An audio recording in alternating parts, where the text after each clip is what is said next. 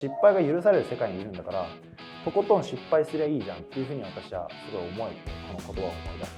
た。そうやってやってる時間があるんだったら行動しろよみたいな、一番私の心に残ってる名言ということで。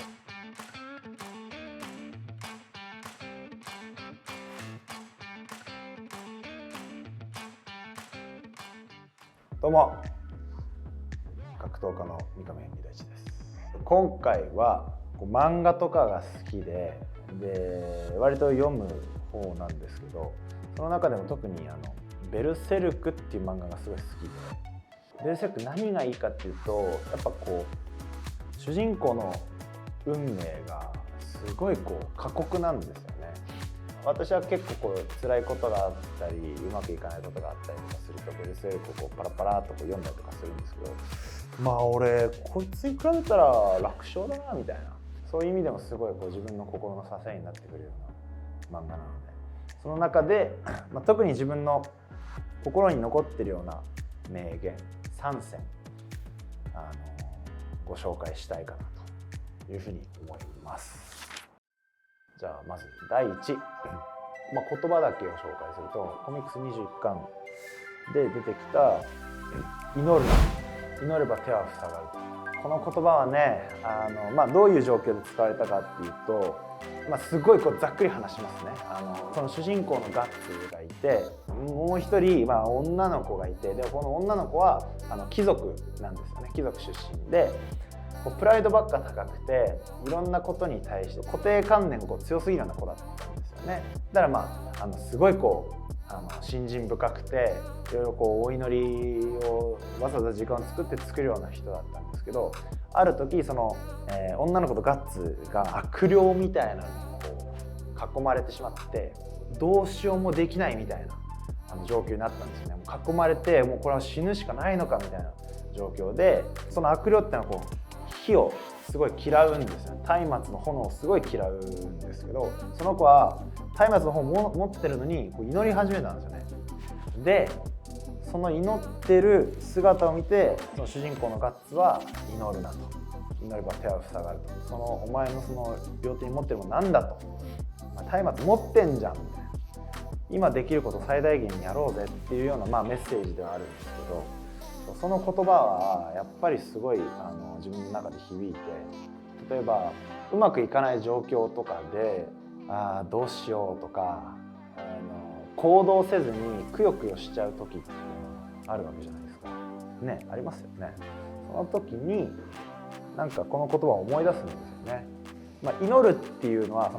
いろんなことに置き換えられることで、例えば神頼み、直接的な祈り、もう一つ違う見方をすると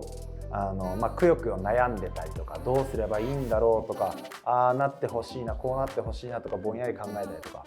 そうやってやってる時間があるんだったら行動しろよみたい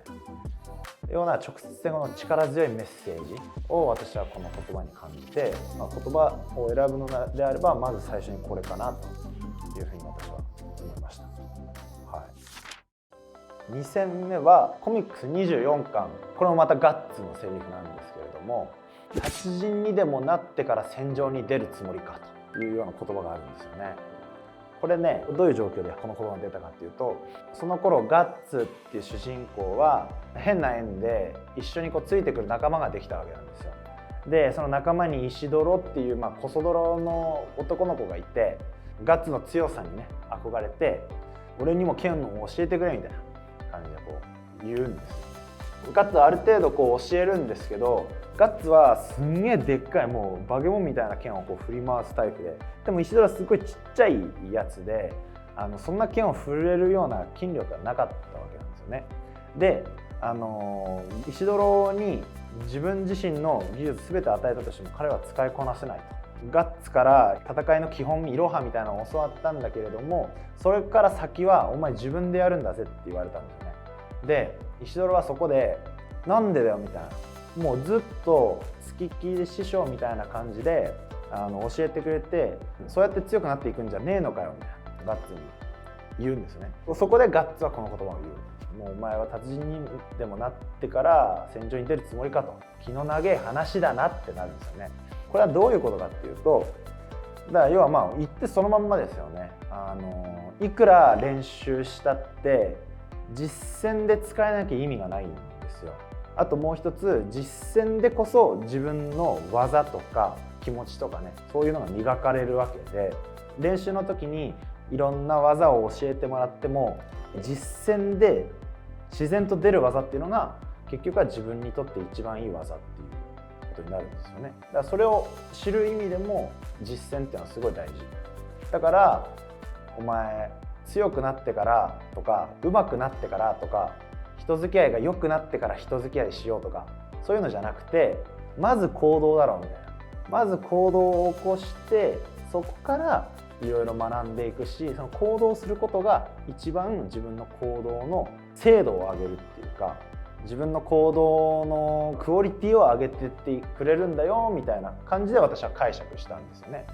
そういう意味ですごいこう捉えたら、これはすごい大事な言葉だなっていうふうに思って、格闘技もそうで、練習でいくら強くても試合で勝てない人っていうのはいるんですよね。いくら練習積み上げても負ける時は一瞬だし、でも逆に試合をいっぱいやっていけば、勝つ負けるいろいろあるかもしれないけど、その結果の中で自分自身をもっとこう磨いていける。で、昔は戦場だったんですよ。昔はだから生きるか死ぬかで、もう負けたらそれでおしまいの世界だったんですけど、今ね、そこと対比するんです。その時負けたら死ぬような世界だったのに、俺は今負けても生きていられるような世界だから、失敗が許される世界にいるんだから、とことん失敗すりゃいいじゃんっていうふうに私はすごい思えて、この言葉を思い出した。だからこの言葉は割と自分の中では名言の一つなのかなというふうに思います。最後はどうやら縁も竹縄ってところかっていうセリフですね。はい、このセリフはどういう場面で使われたかというと、そのさっき言った女の子の名前がファルネーゼっていうんですけど、ファルネーゼと付き人みたいなやつ、セルピコっていうんですけど、貴族の晩餐会みたいなのいたんですよね。で、貴族の晩餐会に出席してて、でそこでガッツとかファルネーゼ一行を襲う連中が敵対勢力で、クシャーンっていうんですけど、クシャーンの魔物を扱った軍勢が攻め込んできたんですよ、晩餐会の会場に。でもう大惨事になって、も貴族はその魔物に食い散らかされるしみたいな、やばいっていう状況の時にガッツがバーンと登場して、このセリフですね。どうやら縁も竹縄ってところか。なんでこの言葉がいいかっていうと、よく飲み会とかの締めでみんな「ちょっと縁も竹縄ではございますが」とかって言うじゃないですか。いや、それ全然竹縄じゃないんですよね。縁も竹縄ってどういう時に使う言葉かっていうと、めちゃくちゃ盛り上がってる時に使う言葉なんですよ。だから本来のいい使い方としては、はい、みんな「はい、乾杯！いやー仕事疲れたね」みたいな「いやでも本当なんかああだこうだ」って言って、でこう話が盛り上がってった時に「今めっちゃ竹縄じゃね」みたいな「いやめっちゃ縁も竹縄だよね」っていうのが本来の使い方なんですよ。で、そういう正しい使い方をしてる人を見たことがなかった。そういう状況見たことなかった。でもこのね、ベルセルク30巻で登場した時のガッツ、この状況は確実に竹縄ですよね。やばい、どうしよう、やばいっていう状況で縁も竹縄ってところかってこう一言言うんで、これは正しい使い方をしてるから、これは確実に名言だっていうふうに思ったんで、一番私の心に残ってる名言ということで3番目、最後の名言として、このどうやら縁も竹縄ってところかを推薦したいと思います。はい、1つ目と2つ目のところって行動っていうの、そうですね。重視せずに結局動かんとどうしような、そう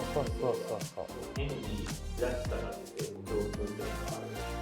ところだな。やっぱなんかこうガッツっていう主人公はゼロスタートっていうかマイナススタートっていうのかな、こう彼の生い立ちも結構悲惨で、義理の父親になるのかな、義理の父親から簡単に言うと、裏切りみたいなことにあって、父の愛もあまり受けずに育った